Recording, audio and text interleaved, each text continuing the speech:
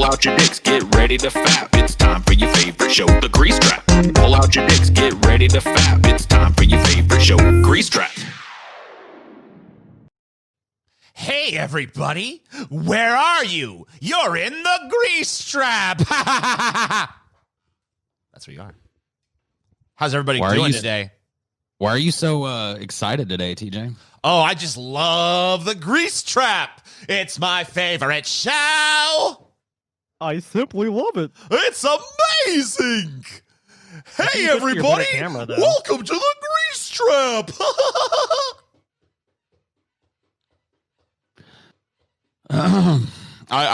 Can we start this again? I was just not prepared for this. Yeah, Run it all again. TJ. All right. Oh my god, this is too much fucking TJ, dude. Too much fucking. All right, I'm gonna do it. I think the Tim Pool beanie is soaking into your brain, 50% down, making it soft. All right, 99%. I'll try a more casual intro. Down. Okay. Right. Oh, it's you again. All right. Hey, welcome to the Grease Trap. We're talking here. Too low? Too low? Okay. Cool. Try to get in between of it. Okay. 20%. Modulate it up a little bit. Hey, everybody. Welcome to the Grease Trap. How's it going out there? Too high? Oh, TJ. Man, it's like working with Vadim Newquist. It's like fucking got all these fucking notes. Oh, damn, dude. Oh, TJ, don't make fun of me, TJ. Look at my dead cat. To this day, Vadim denies that story that I tell about the fucking hell he put me through for like a 15-second manatee impersonation. Dude, I know, it's so crazy. Like, why be?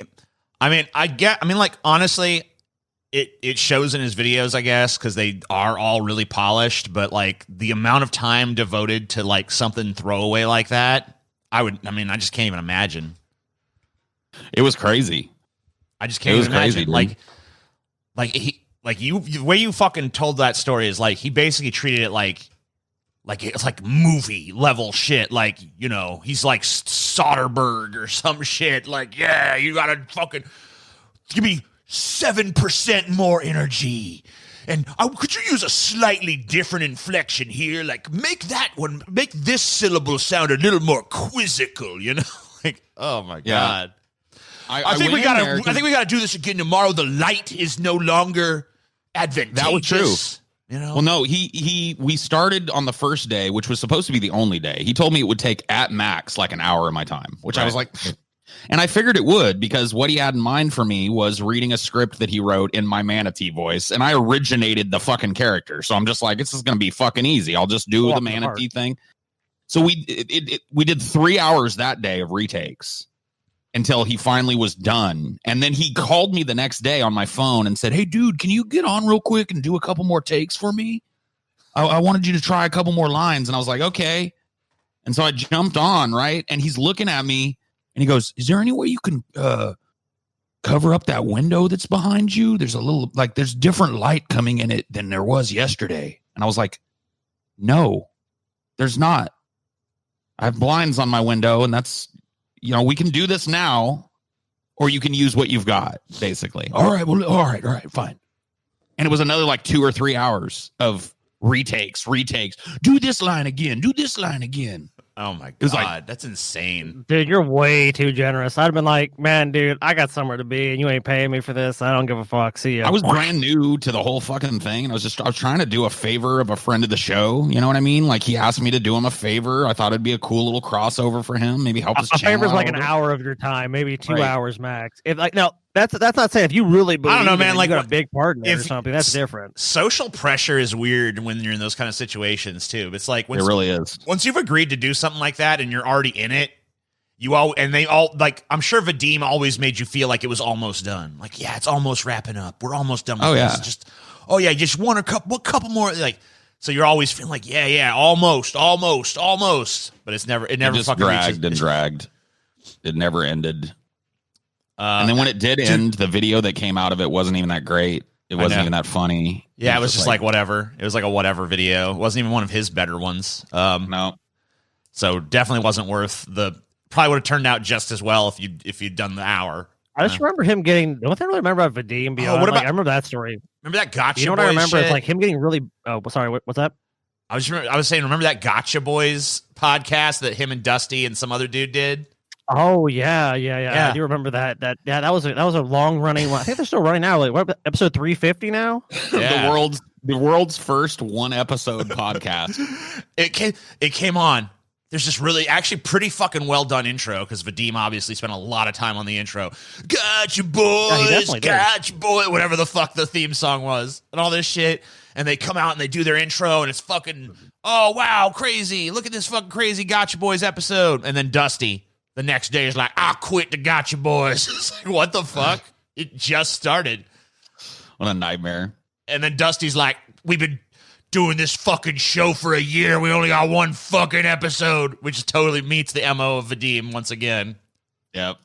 Yeah, I'm no fan of Dusty Smith, but I can totally see his point on that one. Oh, Vadim is just like he's impossible to work with. Like anything with DP, like he would make videos to DP. And I remember like he had some big fit to like Ben that was like, why aren't you using this and stuff? Because we all watched it and we're just like, meh, we don't like care about it. It's just another Vadim video. Like, and we featured him before a couple times. And it was like, oh, why don't you guys feature that video? Why don't you guys use that video? Oh yeah, Why he was did that a video. used? Yeah, he did a video like making fun of DP or whatever, and it was kind of funny, but it was long as fuck. It was like 20 minutes long or something. We're like, this is too long for the show. Like, yeah, we can't sit and watch a 20-minute video on the show. We got to keep things moving, you know. And he was all butthurt that we didn't feature it. I remember that. He hit us. He hit all of us up personally. Yeah. Remember, he hit me up like on social media or whatever in the DMs and shit. And was like, man, dude, why haven't you guys put on that? I worked real hard on that video. And I'm like, I don't care. Like, yeah, we didn't ask you to make the fucking video. Yeah. Right. There was never any like if we were like, yo, Vadim, be funny as fuck, make a video dissing us so we can put on the show. We'll like do like this fake drama and shit between us. But like he just made it and just put it out there in the world. And we're like, okay, we checked it out. It's like, you know, Not for us. should we put that? I think we even had a discussion. It was like, Ben's like, yeah, should we put this on the show? I'm like, it's a little long. I don't know. You know, we'll just, whatever. I didn't think. But I didn't know at the time that it was like he made it specifically angling to get featured. But remember, dude, then that was like a big thing with him. Like, cause then like he got super butthurt at all of us, and we're just like, we started making fun of him. We're just like, dude, fuck you. You know, you don't get to control what's on this show. Just you make something. It's like, do you know how many people make things for shows? Like, if we had a submission thing for Deep Fat Fry, you know how many people would send us shit, and we go, okay, this sucks. And I mean, we don't like. We used to show a lot of shit on DP because most of the people that made shit for us knew that to make it like 10, 15, 20 seconds. You know what I mean? right. And we'd show it or like 10 minutes at the max. You know what I mean? And we'd find the highlights. Like he put something that there's no way we could chop it up because it was a running gag. And it's just like, we're not going to sit here for 20 minutes and listen to your dead cat. You know what I mean? Sorry, that's dead air. I wonder how often he gets he gets Applebee's stuff to this day. You know what I mean? Oh, I guarantee he probably Dude, has yeah, it you know auto what? banned and shit. He's probably got it on his banned words Yeah, list. like it's on the banned words list. No one mentioned Applebee's to me. Oh my god, that Applebee's story, dude! Like that's one of those tall tales. Where it's like, dude, you and Galen need to fucking hang out and talk about your Applebee's experiences. Because I'm telling you, that I would pay to see that. No, okay, that's interesting how that happened to you. But one time I went to Applebee's. It's like, And I do want to say that despite all this shit I'm talking about Vadim, I actually do watch his shit still on occasion. Yeah, I like not, Vadim. Not everything he does. I like Vadim and shit. I'm not here to fucking. I'm not trying to like insult him or some shit. But just Scotty doesn't have. Scotty doesn't spare a thought for him. I'm sure, but I just never gave a shit about him one way or the other. That's Yeah. probably just the way he feels about me too. Like I just Wow, don't care about Vadim. We've got 3 different shades of this. So TJ's not trying to offend him. Scotty doesn't give a shit, and I'm trying to offend Vadim. So yeah, there you go. 3 different. I just never interacted with the guy. Like maybe on the show briefly. I just thought like his like. I'll tell you my thing. The thing about Vadim is he has a little shtick. And it worked for a little while, but he never evolved beyond that. And it's always honestly sad. He has actually put the cat more in the background as of well. That's late. good. I'm glad he's done that. But I mean, like he does have definitely has some talent with editing for sure. He definitely has some funny jokes, and he's like I'm not saying that as far as like a creative person, he's definitely a very creative guy. But it's just like he ran that joke into the fucking ground. You know, he's it's a like, dude. Dude, me and Paul literally told him that shit forever ago. It's like, dude, the cat thing. Like it works as like a side character maybe, but like it's getting tired, you know? Yeah. But nobody ever listens though. Nobody, they only listen when they get the advice that they want, which would for him would have been, man, this cat thing is gold, Vadim. Stick to the cat, man. Never do anything but the cat. My favorite Vadim story is just a private moment with on the day of the Milo episode on DP. Interestingly enough, we were yakking about Milo before we started today. Yeah. And here we are again. So he had my phone number from the fucking manatee thing that I helped him with, right? Mm-hmm. And it's the day of the Milo episode, about an hour, maybe 45 minutes before we go live. I was going live from a hotel room in Austin, Texas. I still didn't have a fucking house yet. And my phone starts blowing up when I get to the hotel, and I look and it's Vadim, and I'm just like, ignore, you know what I mean? I don't got time right now. I got to get upstairs and get ready for the show. All the way up the elevator, in my pocket, you know what I mean? I'm like, fuck it, finally, fine. So I got out of the elevator and I answered it. Like, I'm fucking like focused, right? I'm ready to go in there and get started. And Vadim's like, hey, Paul, sorry to bug you, man. Hey, I saw you guys are going live tonight with Milo. Just wanted to wish you good luck, bro. And I was like, oh, all right. Yeah, thanks, man. I'll talk to you later. And he said, wait. I'm doing this fundraiser thing for this girl who lost her house. And I was wondering if you could, maybe tonight on the show, since you're going to have so many viewers and stuff, maybe just like drop it. And I was like, dude, no, you don't understand. No, I don't get to tell these guys what to put on the show. I'm brand new. Leave me alone. You know what I mean? And he was butthurt about that. He was butthurt at me for like weeks because I didn't tell you guys about some fundraiser. Oh, man. As a dude that was just hired. Like, yeah, that would have been a good way to endear myself to you guys. It's like, come to you like on probably like fourth show as a full-time member and like try and shoehorn some stupid shit into the show. What a fucking dumbass. By the way, guys, Vadim's doing this charity. Like, yeah. Whatever. How do you even do that? Milo, sucks, hold dude. on, Milo, before you start. Vadim Newquist, you guys all know him, creationist cat here. He's doing, it's like. Yeah, and people have to realize, like, because we get help with stuff like that. I mean, everyone does this kind of stuff. It's like, please, it's like, look, here's the thing. It's not that we're heartless fucks, but it's like, if we do it for one person, we gotta do it for everybody. Oh, dude, I would kind of say thing. at least 3 or 4 times a week, someone writes me with like, my fucking, horrible shit's happened. I don't even want to make light of it, but like, horrible. No, I'm not making horrible light of it either. It's tragedies have horrible. befallen somebody, and it's like, please, you got to fucking spotlight my GoFundMe. You got to spotlight, but like, if I do one, then it's just like it's going to be perpetually like, hey guys, what if this GoFundMe? What if this GoFundMe? And my audience can be like, hey, quit! What? I don't have infinite monies. All right, Yeah, it's just like you need like. It's like, I'm sorry that we live in a country. Yeah, I mean, I'll do it for someone that I really know. Like, I did it for Peyton, who works with us, or works with me, kind of like my assistant sometimes. We did it for Galen, famously. Did it for Galen, because I know Galen, but, like, I can't do it for a fucking stranger. And I don't even know, I can't even verify the fucking stories I'm sent. Like, my cousin died and whatever the fuck else happened. That's like, another big I don't part know of if it, that's too, true. is, like, there's a lot of people that lie about that. If we don't know you personally, like, and we don't trust you, we're not going to, my preferred thing, honestly, with that is to do charities that have legitimately been vetted. Like, hey, this is a big time charity. They give most of their money to what they say they're about. It's been independently verified, because it's going to help the maximum number of people. Like, if I help one person, that's great. And I mean, honestly, I feel horrible because you read these horrible stories, and I'm not even saying these people are lying, but it's like you can't do it. You just can't. Maybe on a personal level you can, but like you can't do it as a show. I think There's it's also crazy to people me. that 90%. Oh, sorry. You go ahead, Paul. I was just going to say, there's also people that aren't really looking for a shout out for a fundraiser or anything. They want some like super personal advice from you. Like, you know what I mean? They'll tell you like, dude, I'll get these DMs on Twitter. Like, dude, my girlfriend left me and I just don't know what to do, man. Please help. Please, just like any advice, Paul. And I'm just like, I'm going to ignore this because like, I don't know what makes you think I would be able to take that tiny piece of information that your girlfriend broke up with you and help you at all. Like, I don't know you. I don't know anything about you. It's that parasocial thing, I think. Yeah, that assumption that it's like you don't know none of the fucking you don't know none of the particulars of shit either. So it's just like they come up with this really vague shit about this really vague problem, and they're like, help. It's like, here's what I'm afraid of, dude. I'm afraid that I coddle a dude like that, and in reality, the girlfriend left because he beat the shit out of her or something. Right? I'm just like, terrible. You know what I mean? Like, how do I know? You don't. So it's like I might just be like fucking enabling somebody who beat a woman or beat up or was violent or verbally abusive to their partner. That it was okay for them to do that. Absolutely. That's why my stock response to shit like that is like, look, if you're genuinely at the point where you need help, you need to fucking seek out professional help, or you need to go to like a close friend or something like that, or a family member you trust. Like, I'm not the right person to fucking solve your problem here. I don't understand. I don't know your life. I don't know your circumstances. Exactly. No.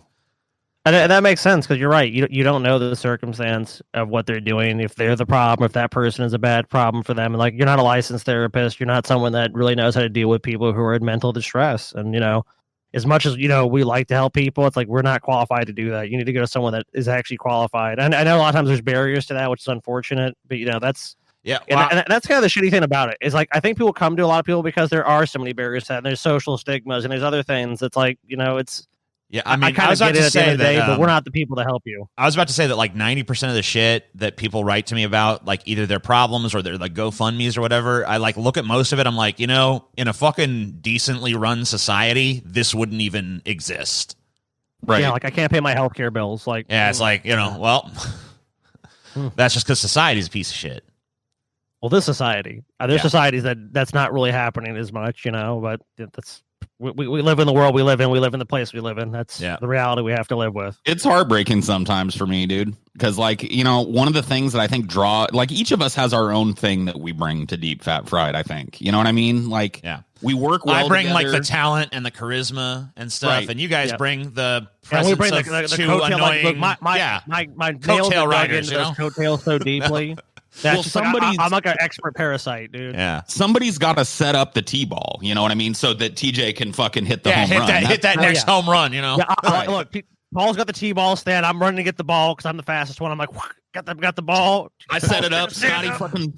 I'm sorry, I derailed whatever point you were trying to make. Go ahead. I don't even remember what the point was, so it probably needed to be derailed. Dude, probably, you know what it is? Probably some self-congratulatory bullshit. Paul was just saying everyone brings something different. That's what he's right, but there was some kind of he was leading somewhere with it. It sounded like, but yeah, I mean, I was just gonna say something like each of us brings, our own specific spice to the fucking show. And one of the things that I bring to the show, I think, is that I'm pretty forthcoming about my mental problems and shit like that. Yeah. And that, I think, draws a lot of people to watch me, but it also draws a lot of people to assume that because I talk about my own mental problems, I know how to solve theirs. You know what I mean? Like, I don't even know how to solve mine. Mine aren't solved. They're treated, and that if I tell people anything, that's what I tell them. I was like, there's no one single conversation that I had with anybody that helped me ever with any of this shit. I went and got help. I went and saw a doctor. I'm on medication. I mean, what do you want? You got to go do that. You got to do your best. Here's some fucking phone numbers you can call to try and find you resources or whatever. I mean, what else can I do? A Google search could have got you here. You know what I mean? Like, I'm not a fucking psychiatrist. I had to learn that shit too, because early on in DP, I would people would reach out to me and I'd talk to them and I'd end up in these, multi-day conversations back and forth in DMs with people. I was just like, I can't do this anymore. Just not equipped. Well, ultimately, you also realize, I can't really solve this person's problem. Like, they want some solution. They want me to tell them either like because a lot of people that either want to be told, hey, what you're doing is totally right, and you're justifying how you feel, or if it's that they're not like that, they need this like sort of like, hey, this is reality, and you're fucking things up. But because you're not an actual person in their life, the weight of that is not there. It's not like someone they really trust and care about telling them like, hey, if you keep doing drugs or whatever the fuck it is you're doing to destroy your life, you're fucked. You're not going to go anywhere. And like, we don't have that sort of connection. And it's like, if you have that connection with somebody, it can work. But if you don't have that, deep understanding of where they're coming from and why these issues are going on, you're not going to be able to ultimately help this person. I think the best thing for you to do is what you're doing. Is like, hey man, you need to talk to somebody that can, because like a lot of these psychological issues are much deeper than people realize. You're not the best person to see it. That's a really good point. And that's one of the reasons, like, I know enough about psychology to know that people's motivations are different than what they present. So sometimes a person may just be looking for encouragement or something to continue to be the way they are or whatever the fuck. Like, a therapist knows how to find these little tactics that mentally ill people use and call them out and show them how it's different. I don't, you know what I mean? I sat on the other end of that couch and I had it done to me. but that, that doesn't give me any authority to do it with somebody else. You know what I mean? It's a sticky situation. You can't get involved in people's mental shit, dude. Yeah, absolutely. And I think the reason you tried was from a good place. I mean, it's just having empathy for people and saying, shit, I've been down that road. I don't want someone to go down that road. But it's also realizing that you're not always the best person to help people, despite, and sometimes I've definitely felt like, man, I could help with that. But then you realize, like, am I going to really help with that? Am I going to am I going to have the time to dedicate my life and my energy to helping this person? If the answer is no, I mean, because you can't mentor people, and that is possible, but that's a huge commitment, and that's for one person. Yeah. So it's a big undertaking, to ask someone for help like that. And, and like, I think in those roles, usually that's someone, in a personal capacity, and that's something you're going to see. And it's something that hey, like, that's like, Paul, if you want someone like, I see you as a potential as a podcaster, and you wanted to help someone do something like that. That's right. That's really usually where that's more appropriate, I think. That's like a professional thing, Exactly. Right. So, like, yeah, I could probably mentor somebody at least a little bit in the whole fucking public figure, YouTube, podcasting kind of thing. I'll probably help people with that. People come to me, some issues that we've had in the past and how we handled them, and some pitfalls to avoid, and some best practices and shit. Like, yeah, But once again, like you said, if you take that on, you're taking on a lot of responsibility, So. Yeah. Believe me, I'm a guy that's very aware of the responsibilities I take on, because I'm very easily annoyed. So like my responsibility shit is like, I don't want it for the most part. So for me, it's very, very difficult for me to take on any sort of responsibility. Like I don't like, my responsibility quota is like filled. So like, I'm sure you guys pretty much feel the same way. It's like, I got a lot of shit riding on me. So I have to like, it has to be either a very brief thing, but like if I can help, that's usually where I've helped people the most. I'd say honestly online is like, dude, I don't get this audio shit. I'm like, I tell them the board we got. I'm like, look, I'm a dummy with audio. Like, I don't know shit. This is the board you need to get. I can't tell you how to fucking run it, but it's about the easiest fucking board I've ever used. So this is my advice to you. Get this, get that.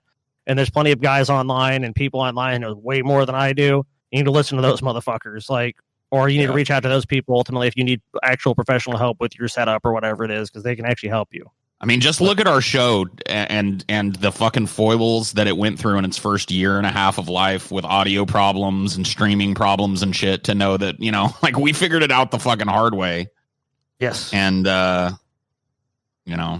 that's basically like, we can't tell you exactly what your fucking setup needs and shit. Like we know what our setup needs now, Well, all I can say is these Rodecaster Pro boards are, probably the easiest sort of soundboards I've worked with, and it's totally simplified for podcasting. So I would say that's a pretty good bet. They're made just for it, right? Like and nothing else. To be every other board we've ever had to deal with in the past has been like something that's really meant for musicians. That's like, oh yeah, but we can use it for this too, I guess. But this is actually made for podcasting, so that's definitely good. Indeed, and super simple fucking board too. Plug and play. Yeah, I mean, like, it was like, I was shocked because every other board we've ever had has been like, all right, let the nightmare begin. But this board was just kind of like, I plugged it in. Hey, it works. Okay, cool. It's like, now we've had to tweak it and shit over time and, fuck with it a little bit. You didn't even want to believe it, dude. I remember I showed you the thing and you're like, nah, I don't think, whatever. Like, you're pretty much like dismissive of like, it's just another board. I'm like, dude, people are saying it's great. Fucking liars. A bunch of liars. They all say that. And then the board will steal your soul. It's like, whatever. But yeah, this board's pretty dope. It's my favorite board ever. My favorite board ever. It's my favorite board. Have you guys ever seen the movie? I'm trying to watch more horror movies I haven't seen. Have you guys ever seen the movie It Follows? No, I never saw it. You've never seen it? I've heard some. Yeah, it's great. I've heard some good shit about it. Follows a lot. Yeah, it's like a big allegory for sexually transmitted disease, basically. Yeah. It's got a really interesting fucking premise. Some really spooky, like well done scenes. I guess I get like if you haven't seen it, TJ, you should check it out. It's not. Well, I've been watching horror movies because it's Halloween and shit. And obviously, this is the season. I mean, I watch horror movies anyway, but during this kind of time of year, I like to really get into the horror shit. Sure. So yeah, that sounds cool. You guys ever watch? Definitely one to check out. You guys ever watch Tales of Halloween? Because that's what I watched last night. Yeah, I've I've seen never it, heard yeah. of it. Never So heard it's of like it. an anthology Yeah. shit, right? Yeah.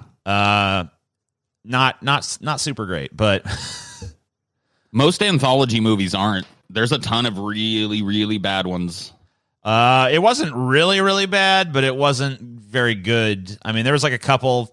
Whatever. It was just kind of whatever. It was meh. I don't remember much about it, so that tells me all I need to know. The only one that I really actually genuinely liked, and I kind of just liked it for how fucking audaciously bad it allowed itself to be, because like a lot of the other ones tried to be good, and that's when they really sucked. Like the harder it tried to be good, the more it sucked, and the more it didn't give a fuck, the more fun it actually was. And the pinnacle of it not giving a fuck was there was like a little short story in there called Friday the 31st. And it starts off with a Jason-esque character, slaughtering fucking teenagers and shit. And then he kills the last girl. And then all of a sudden, out of nowhere, a UFO shows up and an alien lands. And it's like, trick or treat. And he's like, ugh, and he steps on it because he's just like, fuck you, little alien thing. But then the alien inhabits the body of his last victim, and then there's this huge battle where they like chop each other up, and there's like blood spraying everywhere and shit, and they both end up decapitating each other simultaneously, and their bodies just kind of collapse on top of one another. And then the little alien comes out of the chick again, and she's like, and then he looks at the audience, he's like, trick or treat. I'm like, okay, you know what, I like that one because that was ridiculous. Aliens, right. Jason, basically knockoff Jason, tits. Okay, I think there's an alien thing, TJ. Whatever. Dude. I know you're right, dude. The second I saw that UFO, I was just like, wow, I love a random alien. I love when a fucking movie or anything just has a random ass out of nowhere fucking alien. It gets my fucking dick hard. I'll tell you what it is. I'll tell you one thing I do like. Yeah. About that kind of shit. I really like it. Like, I do like the monsters, like, just tearing through people like shit. But I definitely, there is a thing, and I think Freddy vs. Jason kind of revealed it, but I don't think it did it okay. I'm not saying I hate that movie or anything. I always do love and that's why I like the tournaments that we've done. I always like the powerful monsters and shit facing off. And I kind of like that, because, like, all these killers are usually billed as unstoppable. But it's kind of nice to have them, to have them come up against a force, because I always kind of think about, like, what if this character fought this character kind of thing. So I kind of do like that. Yeah. I was talking a little bit about horror movies on Ideology last night. I'm talking about how I'm not a huge slasher fan. You know what I mean? Like, I tend towards like psychological horror or supernatural horror or body horror. I'm not a big, Jason, Freddy kind of, I'm not. I like them, but I don't watch them as much as some other horror fans do. They're just not. What do you think about Cabin in the Woods? You must like that one, because that kind of like basically just turns that whole thing on its. I mean, totally fucking subversive movie. So yeah, I mean, how you not like it? I pretty much love that one. Yeah, I gotta rewatch that this year. Commentary on the state of horror.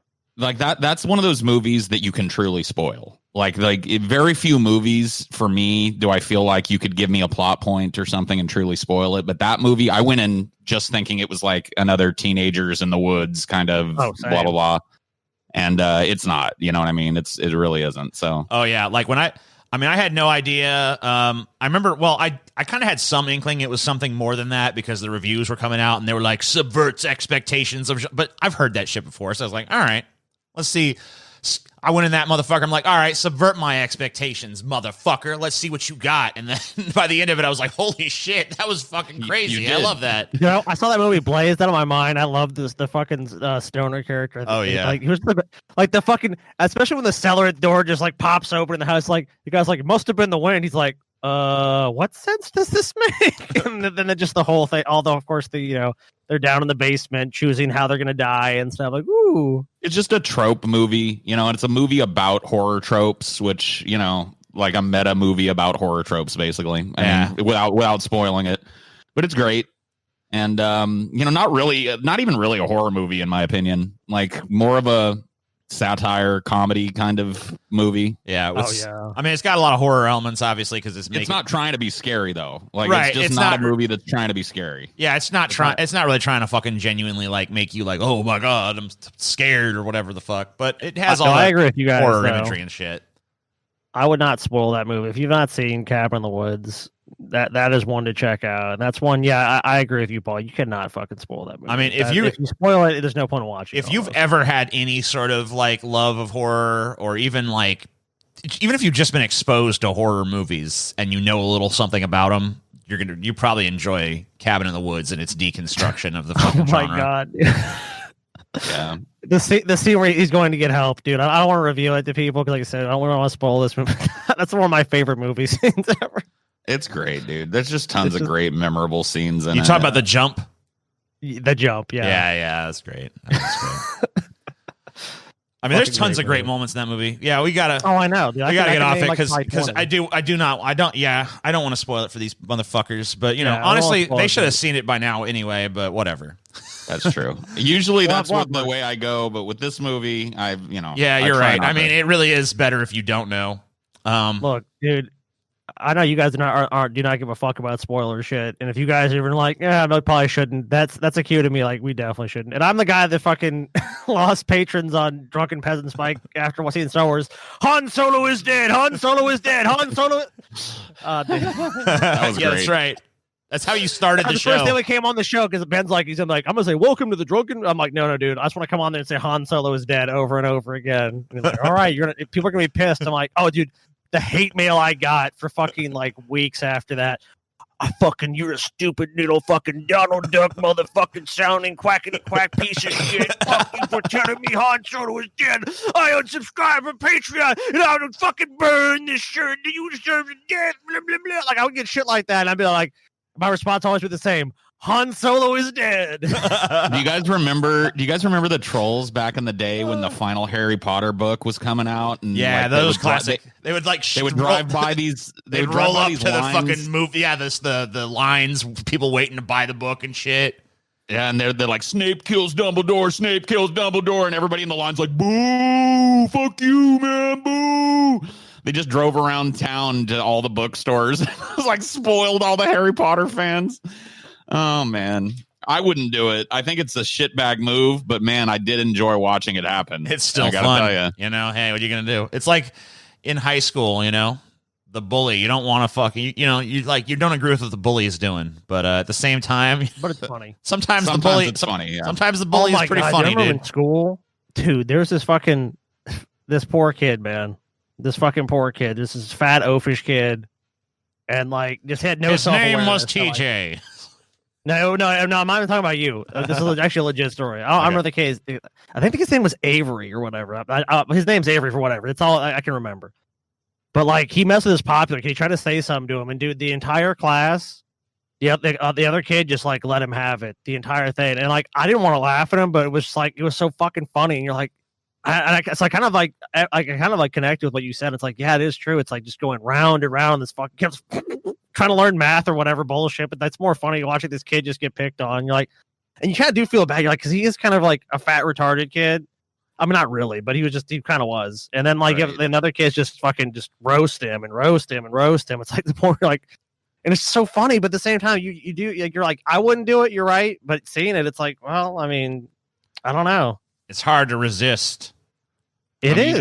As a kid that would sometimes get bullied, my position on other kids getting bullied was always better him than me. You know what I mean? Yeah. I think you got to be on the fucking pecking order somewhere, with bullies. And I was never the top bully at the school, but I was bully enough, that the other bullies had other targets. So a lot of bullies can sense it too. They know the kids are going to fight back and not. And honestly, they'll try to push your buttons. I always had that happen. I'm in school a couple times. A couple kids tried to push my buttons. I just threatened to fucking stab one of them. Literally, I had a pencil. I was like, if you fucking, because this guy kept flicking my ear. I was like, dude, I'm gonna take this fucking pencil and jam it up your fucking eyeball or something if you do that shit again. Dude, that's weird. I had almost the exact same thing happen to me.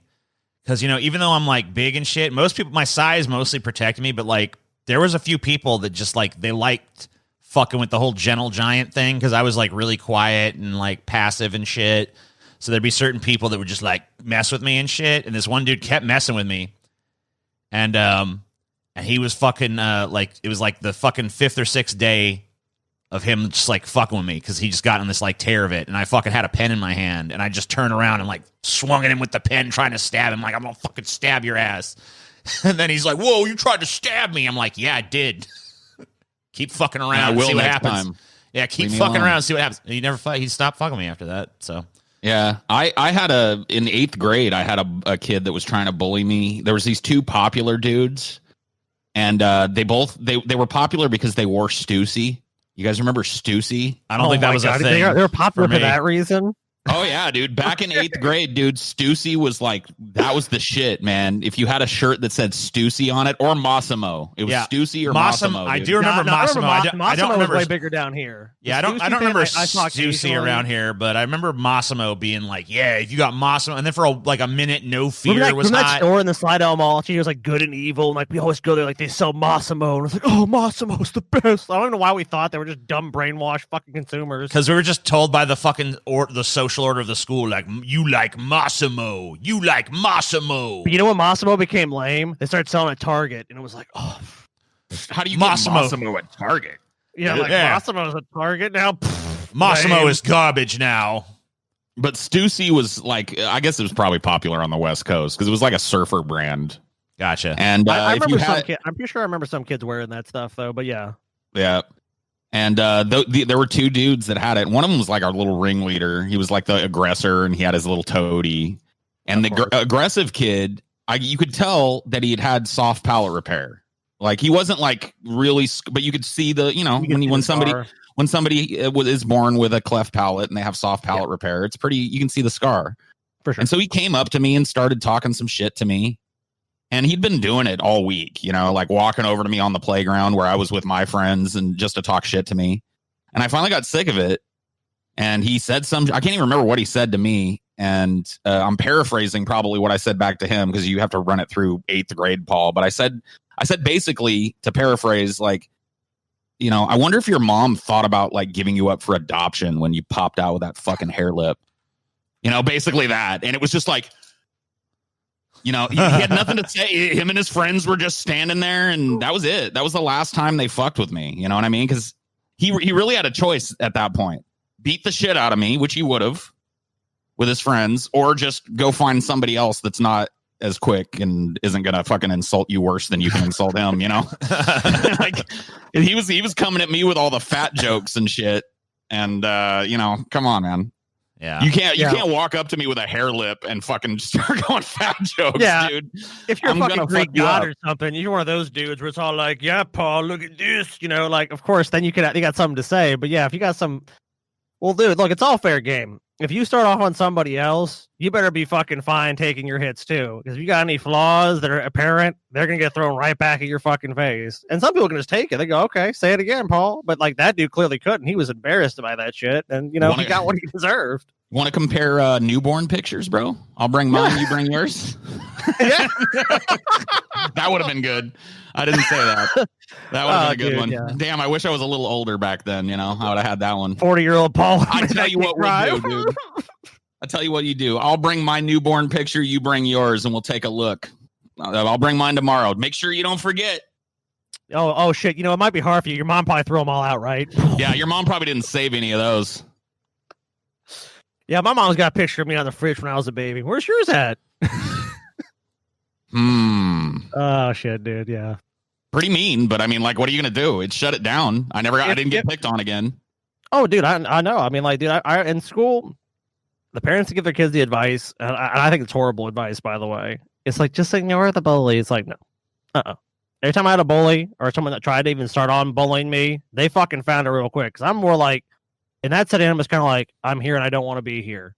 And it'd always be someone that would try something. Like, my anger at being at school would then be channeled toward that person. It was always realized very quickly, like, I'm going to try picking on him because he's sitting there reading that book. And I'm like, I'm going to fucking kill you. And they're like, okay, never mind. I'm going to pick on somebody else. It's like, and it wasn't because I was Billy Badass or something. Some way. It's not because what's that? I was just saying, you got to stand up to it at some point. Yeah, that's what I'm saying. Ignoring works to a certain extent, like, because some people will just try and find a reactive person, but there are some people that'll just lock in on you, and that's what these guys have done. Like, they made shitty comments to me before in passing and stuff, and I'd never said anything because I was just like, I don't give a fuck. But this new walking up to me at recess every day to call me a fat boy thing that lasted 2 days. There was until a point the hair lip came out. There was a point where there was a I would walk through the hall. It really wasn't too insulting, but it started to get annoying after a while. There was like every day we walking through the hall, there was like a certain point in my day, like it was like walking from like 5th period to 6th period or whatever the fuck. And there was a certain point in the hall where every fucking day there was some dude, and I never did figure out who the fuck it was, would just yell, "Giant!" Damn. I'm just like, fucking Who is it? I'd look around like, who the fuck said that? But no one, it never looked like, obviously whoever did it was like, just like said it and like kept walking, Yeah. So it's like, I never did figure out who the fuck said that. Oh, dude, that guy. I remember one of the things he would do is he would walk up while I was walking or walk up behind me and do the Stand By Me joke, the lard ass joke with the boom bada with my steps. You know what I mean? Yeah. Oh yeah. Like that was his big joke was to say boom bada as I was walking around. That was his. Yeah. Boom That was his big bada. Oh, Boom bada. man. He didn't even have his own jokes, Paul. No, He he brought Stand By Me. Down. He brought Stand By Me to me. You know what I mean? You're like, all right, dude. With a Good cleft palate. That's not a smart move. Oh yeah, dude. Come on, you can. And dude, well, that's probably a big part of why he was doing it too. Of course. It's like, hey, let me deflect this attention off of me because I feel insecure about the way I look. So I'm gonna say you're fat. Oh, look at you, fatty. Bada boom, boom, boom. Oh, the ground's shaking. Oh shit, Paul is walking around. Yeah, I remember in fucking school though. I'll tell you what. I definitely went. I was definitely the other side for me too because I hit about 5th or 6th grade. There was a lot like any of the weaker kids. Oh man, I would like because I loved wrestling. I'd be like, let's do a power driver. I don't want to. Too bad we're doing it, and shit. I ever found the little friend group I had then too. Like one of the kids, like, because kids are, what so and so said about you, and he happened to be one of the little shorter dudes. He wasn't big, but I even bullied dude. Because I had to try and teach. I bullied a dude that was bigger than me. I don't know how the fuck I did it. He probably could have just crushed me, but just they didn't want to do it. But this one kid, he was like, "Oh, he didn't want to invite you to his birthday party and shit." So I'm like, "Let's play football." He's like, "Okay." And I remember I slammed him a bunch of times in the game. I'm like, "Oh, sorry. I was just trying to, just 2-hand touch. Oh, sorry." And he's like, "Why do you keep doing it to me?" I'm like, "Didn't want me at your birthday, huh?" Scotty, fucking vindictive little shit. Dude, I was fucking vicious, man. Like, I'll tell you what. And even the kid, like, there's some kid. Remember, I broke my arm. He pushed me down. He expected me to like cry and little shit. I'm all like, "Fuck you, bitch." Like, I'm just always been a very defiant person. I'm not saying I'm tough. I'm not. I really don't think I am. It's just I've always been a defiant asshole, even to my own detriment many times. Because I've gotten the fucking, at least from family members, gotten the shit beat out of me several times. TJ can attest to that.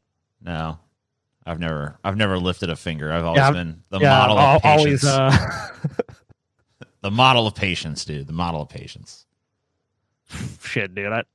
I remember I fought then, and one time I was friends with that kid Matt in Washington, like, and we were starting to go in the same school as you and your friend, and it's like we're annoying you. You guys start chasing us. And I'm like, "Run!" And he's like, "No, it's just a joke." I'm like, "No, it's not, dude. Run!" And he's like, "Stopped running." And then TJ and his friend Jesse just fucking like, like beating his ass. "You want to fucking annoy me again?" And it's like, I don't know why he thought they were not going to do anything. And I told him, like, "No, dude, I fucked with them. They're going to fuck us up if they catch us." I'm like, "No joke, don't." And he stopped. And he never stopped again. He never wanted to fuck with them again either, though. I kept doing it though. Yeah, I remember that shit. Nah, dude, I always loved annoying you in school, dude. That's one of the rare times I was actually in the same school as you too. Yeah. Boom, bada, Boom, bada, boom, bada, boom, bada, boom. Oh, dude, I was so much trouble, TJ, because I'd just be like, "You know who my brother is?" Then they should dumbass TJ lumbering through the halls. I'm like, "That's my brother." They'd be like, "Oh shit, DJ's your brother?" And I'm like, "No, his name is TJ. I thought his name was DJ." Oh, how many times like people came up to me like, "Your brother CJ is really tall." It's like, his name's not. I never got why they don't understand T and J. It's 2 letters. Like when you learn to read, it's like T T T T J J J J. I've never understood why people can't get your name right. CJ. Hey, it happens to him now. People are like, "Oh yeah, hey CJ." CJ. Do you still hear that? Well, I guess you don't hang around people as much anymore, TJ. So Yeah, fuck people. I'm done with them. Done with Nobody humans. ever messed up mine. I was a PJ, and they never messed me up. what's up, PJ? PJ. What's up? You never got a DJ? Nope. Never got DJ DJ? or CJ or TJ. What about a BJ? You ever got BJ? Never got a BJ. Always PJ. No, you never gotten a BJ ever? All right, man. Damn shit. Sorry, man. No, never got a BJ, man. I've heard it feels you never- real good. Fuck, dude. Oh shit, guys, we're not even done yet. I'm like, how long have we been doing this for? 45 minutes? Oh man, we guys, we ain't even close. We gotta do 3 hours. Yeah, we this, fucking promised people 3 this hours. is the special 3 hour. No, I thought it was a 5 hour grease trap. I thought it was Whatever. 10. Right? Either way, we're nowhere fucking close. Yeah, we ain't fucking close. I kept saying Guys, I we're gonna do 10 grease traps. So this is just part 1 of 10. We're shooting The 10 grease. banter well runneth dry, dude. We're shooting 10 grease traps today. Yeah, show's over. We've run out of things to say to each other. So Yeah. Yeah. Fuck you guys. we've covered I guess literally this bully everything. This bully conversation was the last conversation we hadn't had. So Yeah. I didn't realize it, Yep. but Yeah, like the well is now totally dry. show's over. Conversation you've never had. We're gonna have to like go off and like live lives and have other experiences and then report back. So Come back. I'll see you guys in like 6 years. yeah, You know, that should be enough We'll come time. back to this. My guys, a lot's happened. You'll come back like, what have you been through in the last 6 years, TJ? It's like I watched some TV and stuff and learned to make. oh, You're tame, TJ. You're I a hate- tame little dog. I know. Go to your crate, TJ. All right. I'll come back and be like, I've been running a cult in the South American wilderness for about 6 years. It's been pretty awesome. Awesome. I got a lot of stories, you know. Yeah, I'll come back with no stories. Just be like, yeah, I saw some stuff on the TV and I watched Star Trek TNG for the 15th time. yeah, All the way through. I noticed a lot of stuff I never saw in the first 14 run-throughs, you know?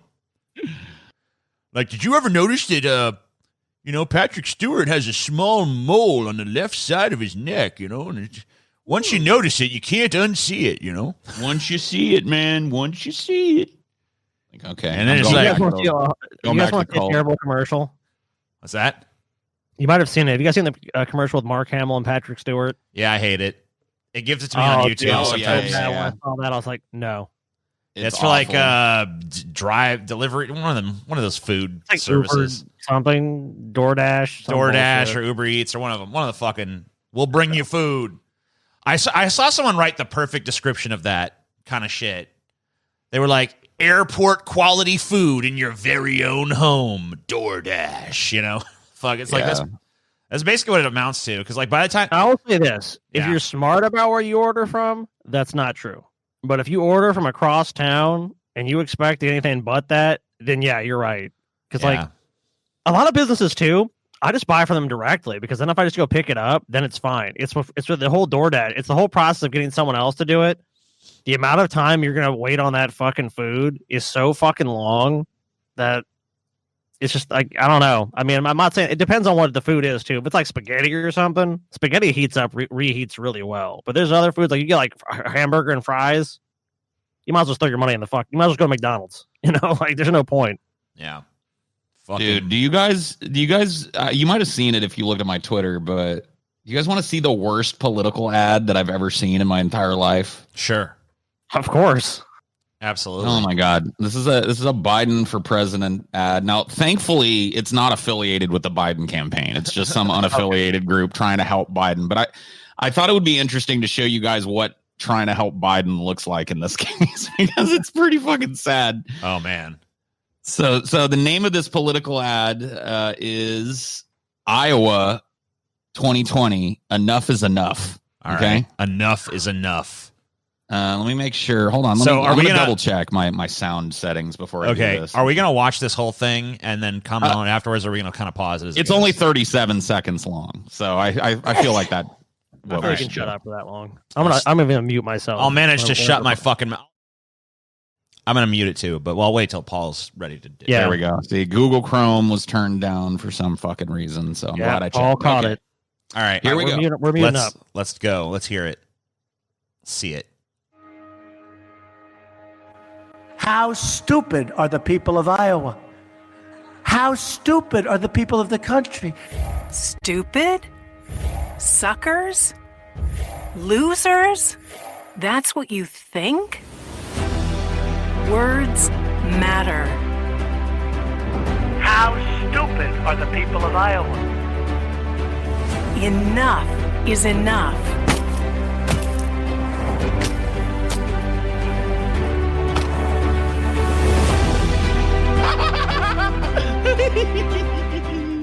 Oh shit, dude. Oh my god, dude.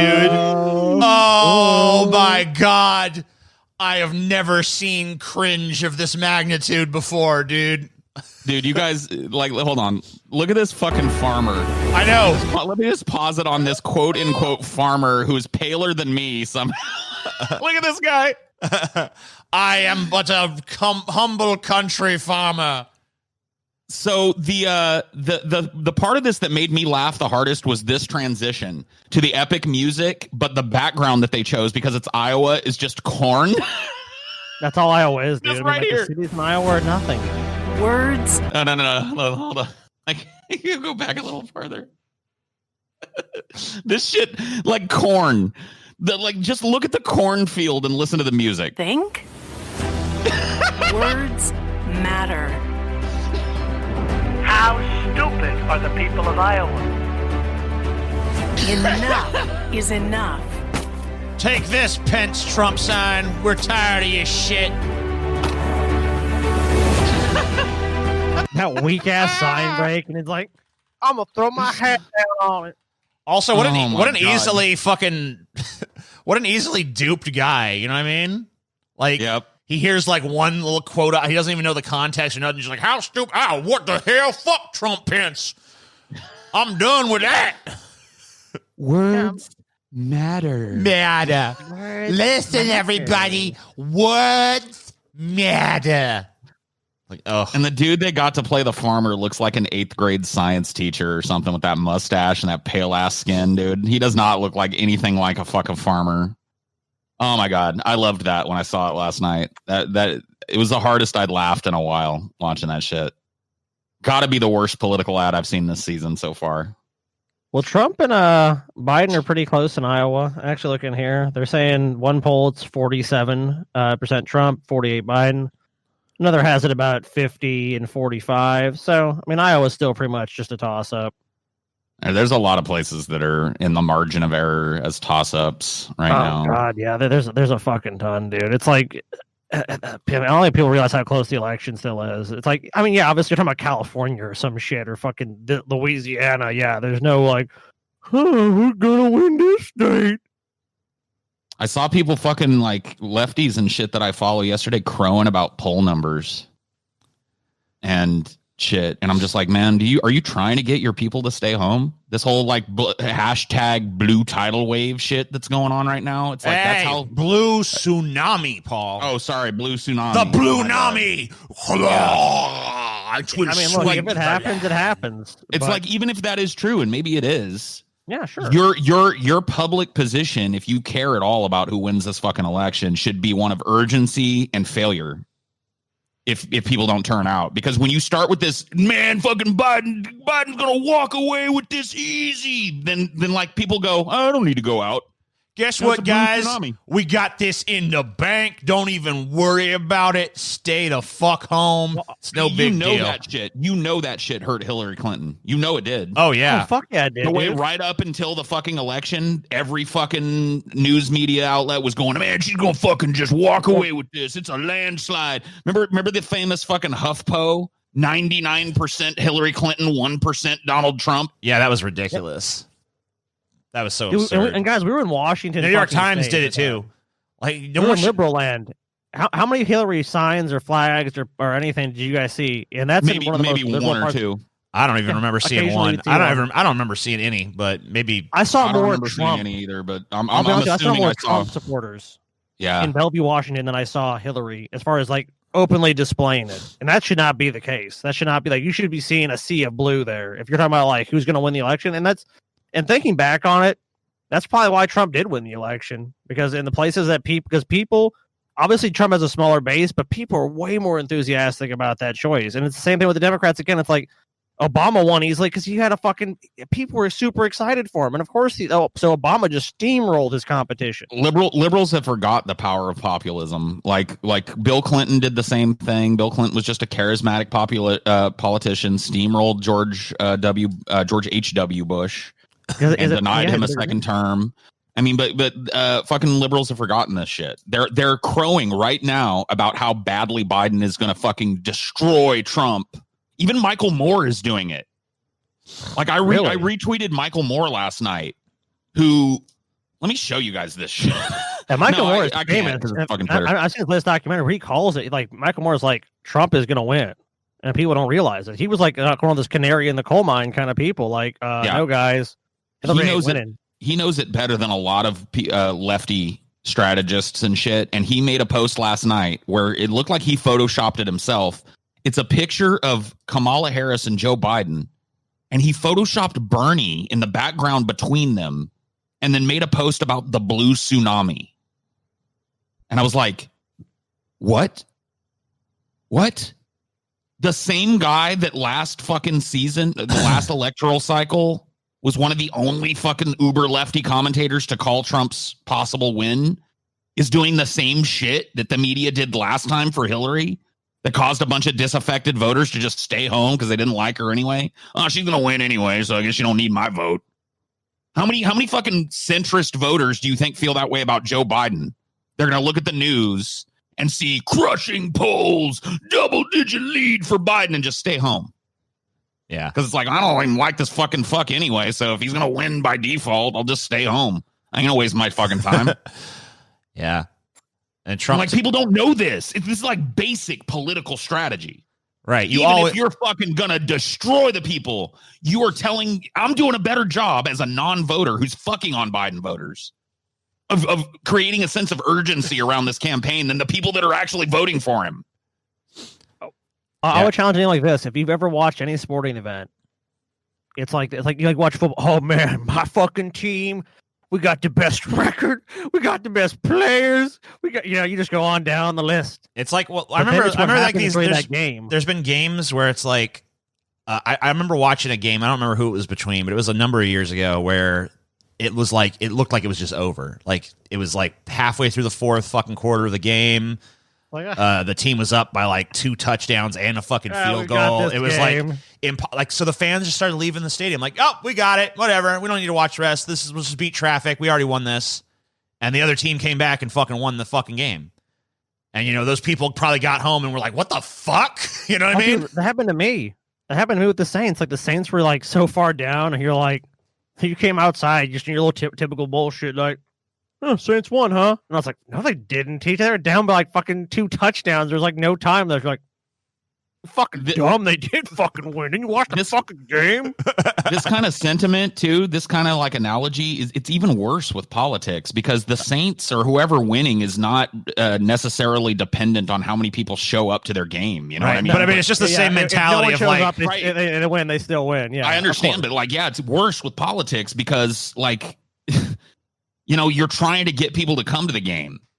And if you're just going like, oh, there's going to be a boring fucking blowout, we don't really need fucking, then people are just going to stay home. No one showing up. Yeah, you're sending home. And it's just like, man, I feel like shaking people. Like I feel like because there's a lot of people that I follow that are all riding with Biden shit, crowing about these fucking poll numbers, and I'm like, shut up, stop it. So. We can review this stuff. I mean, this is how close this election is. Okay, so Georgia has Trump up is 49.8, Biden 49.4. Anyone can win that state within the margin of error. Awesome. That's not decided by Ohio. Trump 49.3, Biden 49.7. Anyone can win that state. That's up in the air. Yep. North Carolina 48.8% Trump, 50% Biden. Anyone can win that state within the margin of error. Arizona 47.8% Trump, 50.9% Biden. Anyone can win that state. Toss up. Yeah. Florida, 47.8% Trump, 51.4% Biden. Anyone can win that. Always a toss up. You never predict with polls how Florida is going to fly. Now, Florida finally getting to Pennsylvania, that one is more of a toss up, but I would say you can safely say is more leaning towards Biden, and that's Sure. Trump. I mean that he's like he's got that blue collar shit, and that's like a real blue collar area. They're probably buying into We're that. talking about 6 points there, 6 to 7 Right. points. That's even within both margin of errors. Like that's leaning towards a Biden victory. Sure. You know, I would give him that one. But a lot of these states that he has to win, I mean, within the margin of error, Trump could still win these states because I mean you have to factor in if they both have a margin of error about 3.5%. Unless you're up by more than 7 points, I mean it could go either way. Now that's not saying that. Obviously, most predictions would say you're going to win that state. But these are some critical fucking states here, like Florida. Biden's got to get fucking Florida. Now if Trump wins North Carolina or Ohio, I mean that's okay as long as Biden wins. You know, hey, I win Arizona and I win Florida. I mean, to secure the victory on the night, Biden needs to get all these toss-up states. Like he can't really, because that's what happened as Hillary's shit unfolded. Is people were going like, well, yeah, you know, she was slightly favored in this state and she didn't take it, but she really doesn't need it because she's favored here, she's favored here, she's favored here. Uh-oh. You know what I mean? It was just like a slow 6-hour unfolding fucking collapse. Well, if Biden gets Pennsylvania and Florida, even if he doesn't get Ohio, he could still win the election. But he has to pick up those big states. Like he can't remember last time. I mean, like that wasn't one that went down. Trump won a lot of those fucking places, and and people got surprised. Now, right. I honestly, I've quoted this a lot of times, but I actually went back and I have to do a bit of revision. I've always quoted the LA Times and say, well, they got it right. But actually, what they've said was they didn't get it right. They actually oversampled rural voters, which is why they had it more even. Like actually, they said when they adjusted their model, they would have predicted a Hillary victory as well. So like the statistical possibility of Hillary losing that race was fucking tiny, and yet because of the Electoral College, that's what people have to realize. You can look at a national poll, and I'm not denying that Joe Biden might be up 10, 15 points in some polls, but if you're asking people all over the country, like in California, of course. Biden's gonna fucking win. There's no doubt about it. Trump's not spending a fucking dollar campaigning in goddamn California. You know, if we switch to the popular vote system, then it's a totally different thing. But for that to happen, rural America is basically gonna say, do we want to lose every election from now to the end of fucking time? So like the states that are in toss-up mode right now, that Biden needs to fucking win. Scotty talked a little bit about Florida. Obviously, Florida with its 29 votes, that's huge. That's a huge fucking pickup. Oh, that's a huge prize, yeah. Georgia, another huge pickup. 16 is nothing to sneeze at. North Carolina. If he was able to win Georgia, that would be actually flipping a state in favor of the Democrats, which would be crazy. And it's a toss-up state right now, so that's a positive thing. Well, remember the governor race there? It came down to like a very tiny number of votes, so it could go either way. The Republicans, I'd say, have maybe a tiny edge because of how much they cheat. Yep. But it's very close still. Pennsylvania's light blue right now, leaning Dem with its 20. But we've seen how that can switch on election night. Michigan as well, light blue. That should be an area that's fucking dark blue. And it went for fucking Trump last time, even though it was polling for fucking Hillary Clinton. It was a small victory for Trump, though. It was like he squeaked it out. Yeah, he squeaked it out, but he won it. I mean, it's in a battleground state, and people. Yep. Well, and that's the thing. I think the psychology has changed in the country. Like people kind of think of the paradigm as like it's always been this way because it's easy. It makes sense to you, but it's like that's shifted in that part of America, and people have to realize that if these Democratic candidates want to win in these states, they're going to have to change their language and communication and actually focus on what those people want, because if they don't, Trump giving them lip service is enough to get them to the polls. And we saw that last election cycle, which I think you're spot on, Paul. I don't think that anyone for 1 second should take their foot off the gas. If they really believe Joe Biden should be president or a Democrat or whatever, you should be fucking campaigning and fighting in those states like crazy and not giving an inch of fucking ground, because if you not do, only that, Trump's going to win. Your general messaging should be like, because I reposted last night a Biden campaign like a commercial thing or whatever. It's not a commercial, it's just like a picture that Biden put up that said polls are not votes. Take a look at this example, and it showed Hillary Clinton up 14 points, Joe Biden up 14 points nationally. Vote today, you know. And I was like, even Biden's fucking campaign knows that these polls are destructive. Yeah. But all these super supporters out here are crowing about what a fucking tsunami it's going to be. And it's just like, you are fucking your candidate, dude. Dude, you know when you start... You know when you do that? You can talk about a guys know when you tsunami do when that, you right? have like a When you Bob win. Dole. That's when you do that. You know know when what? you make the meme is when you fucking win. When You you, know what? have the fucking shit in your hand. And When you it was, won, and that's. Yeah, go ahead, Sky. I'm sorry, I didn't mean to. Oh no, I was after you. I've already talked. You go. Well, I was just gonna say that like when Bob Dole and Bill Clinton were going at it, and Clinton was like up 20 points in the fucking polls and shit. Yeah, I mean, like he did some pre-crowing, like, you know, he obviously didn't try to like, you know, he obviously still fucking encouraged his supporters to go out there and vote, but like there was like, but you know, when you got 20 points, and it's just like, you know, there's like no, there's no, even then, I got to be honest with you. there's no Even poll then- that says this fucker's going to win, and of course that was totally accurate. In fact, I think he lost. I think Bob Dole actually lost by a little bit more than that. I mean, it was just like the most one of the most. It was the most lopsided election that I've seen during But my TJ, lifetime, anyway. The Republicans knew they weren't going to beat fucking Bill Clinton. Right, so they just put up a weak. They put up an intentionally kind of weak candidate. Yeah, they put up a weak candidate because they knew Bill had a lot. Well, Bill was so he was like, you talk about the enlightened centrist people that like love that shit. I mean, that's Bill Clinton for you right there. He's just he's willing to work with Republicans. He wasn't going to be defeated by them. He had worked with them too many times. They had fucking passed too much legislation with him. What are they going to do? Argue against themselves?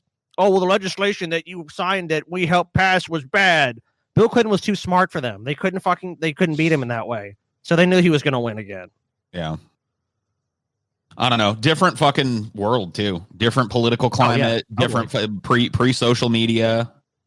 You know, it's just different. It's just different now. Like this strategy. Even I gotta even tell you. Like I think it was pretty fucking dumb and hubris filled for the Clinton campaign, or at least the people that supported Clinton, to be crowing about his 20-point lead. Like I think it's best practices to pretend every fucking one of these is a horse race, because what's the ultimate goal is turnout, right? You're trying to get people, especially who are if you're a in fucking Democrat, right? Disaffected people who don't usually vote. You're trying to convince them, like, hey, this is the time you got to fucking do it, and you're not going to do that by like crowing about how your candidate's going to crush the other dude. I had a bunch of people posting this like Texas blue wave meme, and I'm like, you people are dreaming if you think this is the election cycle in which Texas is flipping blue. If that happens, I'll eat a shoe. How about that? I will eat a shoe. Oh shit! There's so many shoes that I've said I would eat that I never have eaten a shoe yet. Well, let me tell you something too. Paul, Like, I have a shoe for you, my friend. There's only It's one. extra stinky. There's only like one place where you're allowed to. Like, I think that I forget what the fucking governor of Texas has already fucking done a bunch of shady shit to fucking push it Trump's way. So Greg even Abbott, I think his name is. Yeah. Oh, fuck him, dude. I mean, it's close. The polling is close, and maybe in a fair election, Biden might be able to win, but it's not going to be a fair election in Texas. It's going to be a fucking very slanted election towards Trump.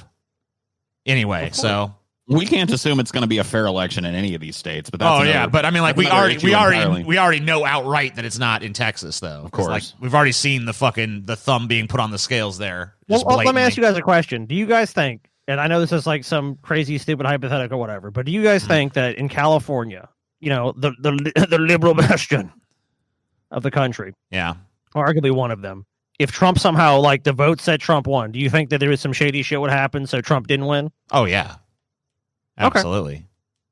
Like, where?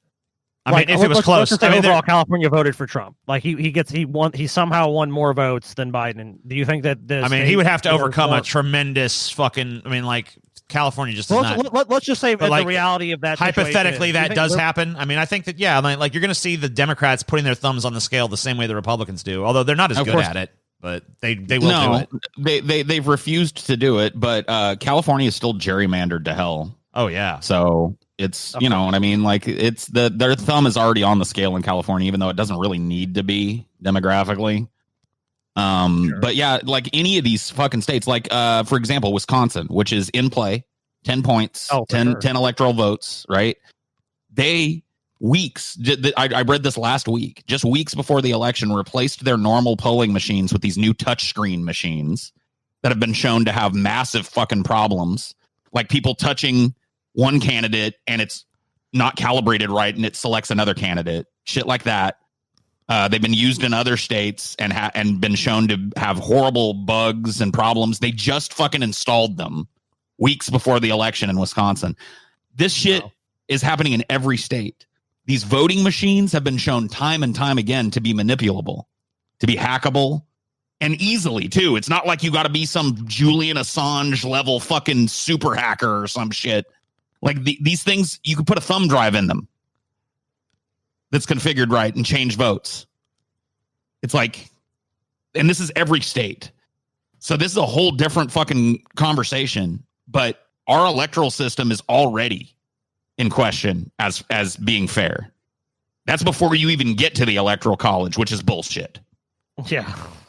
You know what I mean? So yeah, you're about like basically the point of voting. That like And the by the point of time voting by the itself- time this airs, we might already these people. I don't know when this one will come out, but these people might already have their answer as to how all this all played out. So well, of course, you know, and many candidates, you know, none of actually that I think really did super well. You know, said, hey, paper ballots. I mean, I guess Bernie was calling for that, but I mean, Bernie got fucking steamrolled out of the election. You know, he's like their token.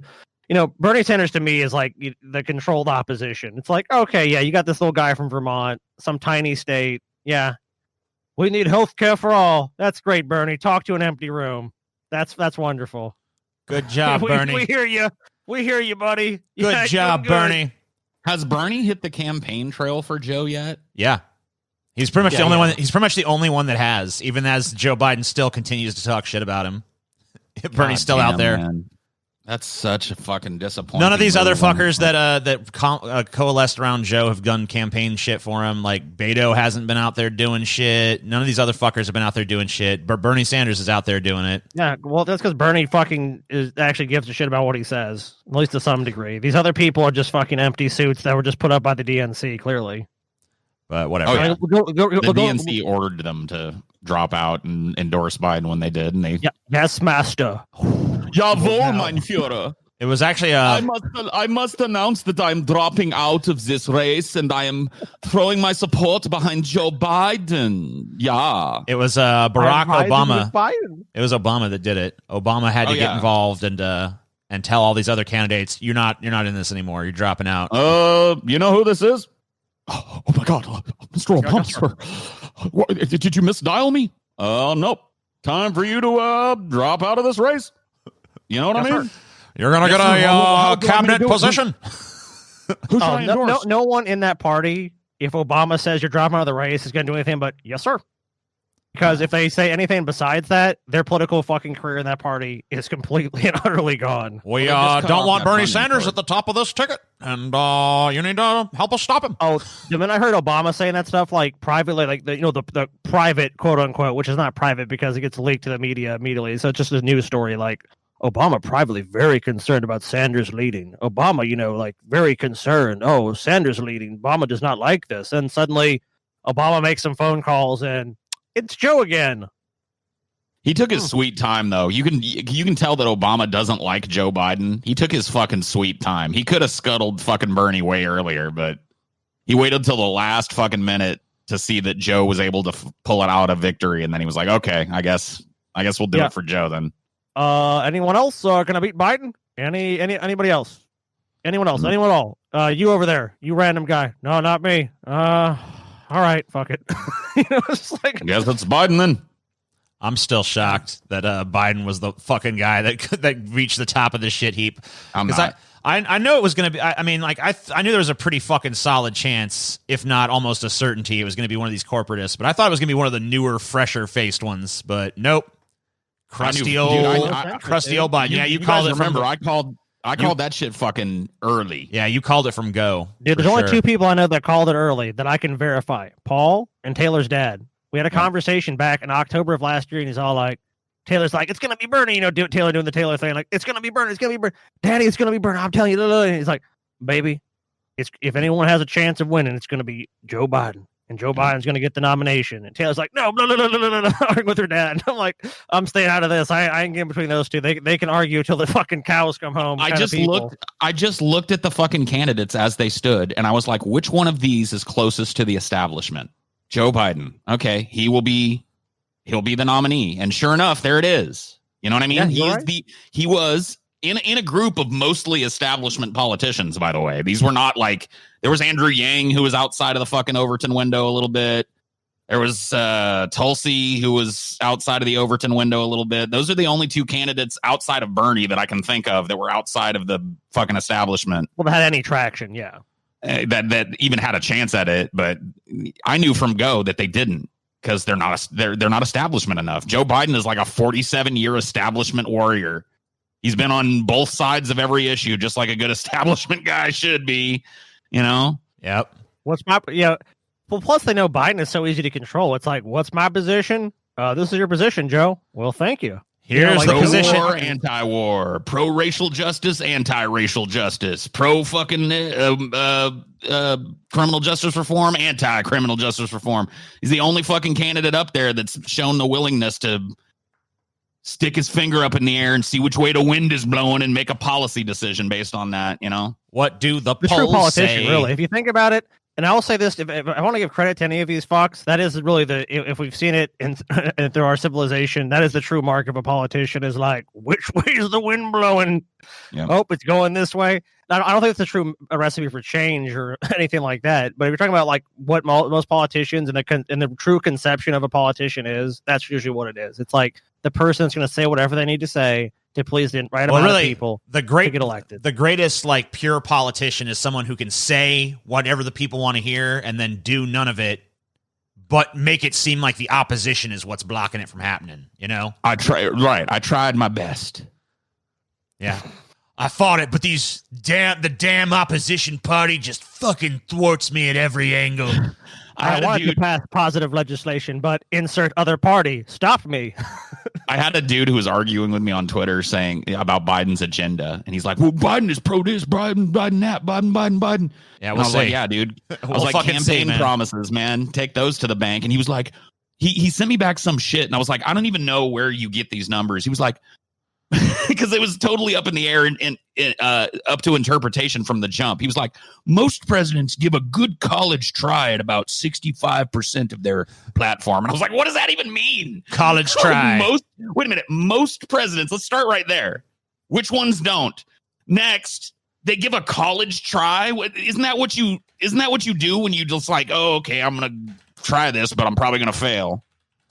And then 65%? Where did you get that fucking number? Get out of here. All right, I'm trying to find this. I'm trying to find this statistic here. No, there is. People said about Obama, but what I say to them is, when we actually reviewed it on one of the episodes, I mean, I know we've done so much shit, but it was like Obama tried to do this and Obama attempted. It was like, so it's like they were giving him credit for shit. And when we all went through the list, we're like, this is not 60 to 70%. This is like, oh, I remember that, dude. I remember what it was. It was like a bunch of like the smallest shit he said. They basically took like the totality of Obama's shit, and if Obama ever made like a statement of like, you know, and we should do something about this, and then he did literally anything about it, they're like, promise kept. Promise. Yep. So it was like, you know, I'm going to sign a proclamation today, designating August 31st as National Ice Cream Day, and I will make this promise to you that everyone will get a free scoop of ice cream from a participating ice cream shop. And then he made a college try at it, so promise kept, you know? Yeah. Exactly. That gave it the old college try. And it's like every little quote unquote campaign promise is weighted the same. So people take that statistic and go, oh, well, you know, Biden's promising, you know, a single payer possibility, or Biden's promising this. And it's just like, yeah, 65%. It's like, no. Yeah. I will. Yeah. So let's say Biden wins, like public option. I can already see it now. Okay. I'm going to introduce legislation to have a public option. Couldn't pass. Sorry, guys. No public option. He's not even running on a fucking public option. In the midst of a fucking pandemic, he's running on the individual mandate being reestablished. No, he's saying if you go to his website, he is saying that they want to add a public option to Obama. Oh, really? Yep. That is. But Paul, remember, he's just going back to the position Obama had fucking 10 years ago. Right. So he's really just he's a conservative. If you think about it, Biden is basically just running as a diet conservative. It's like, well, I'll take Obama's healthcare plan was Mitt Romney's plan. Yep. Yes, the kid it was made by the Heritage Institute. Oh, the Heritage Foundation. You're right. Yeah, right. Or the Heritage Foundation. Yeah. It was originally conceived as an alternative to Hillary Clinton's universal health care plans back in the early 90s. So, well, it was clearly made as a way to get around giving people actual single payer while pretending to give people single payer. You know what I mean? Well, it's basically like, how can we give more people health care while preserving the infrastructure of the fucking insurance industry? Okay, this is how we'll do it. We'll mandate everyone has to buy private insurance. It's like, what? And it's like, should we have a public option too for the people who can't afford that? We'll just say that got scuttled by the opposition. And don't worry, guys. Joe Lieberman won't let it happen, you guys. Sorry. Even if you guys had the Affordable Care Act, talked about that thing, when we get another conservative Supreme Court justice, just kiss that goodbye because it'll be unconstitutional. And then, of course, the Republicans will claim, we want to give people coverage for pre-existing conditions, which they'll probably just fail to do, or they'll give you some watered-down thing. We're like, well, as long as you pay your exorbitant premiums that you can't afford because, we took the tax credits away, too, when the law was ruled unconstitutional. As long as you pay those things that you won't be able to afford, they can't kick you off your shitty insurance, or they can deny you coverage for anyways because it's a private insurance company and they make money on you not getting health care. But as long as you do that, maybe we'll give you a little bone here or there. It's like, oh, okay. Yeah, that doesn't really sound like universal health care to me. That During just sounds a fucking like pandemic, dude. Get out of here. It's like, come on.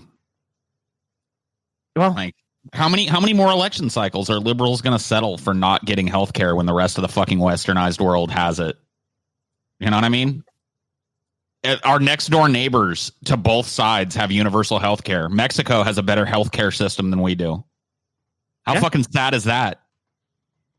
Mexico is better at distributing health care to its fucking population than America is, and it's a third world drug lord infested fucking shithole.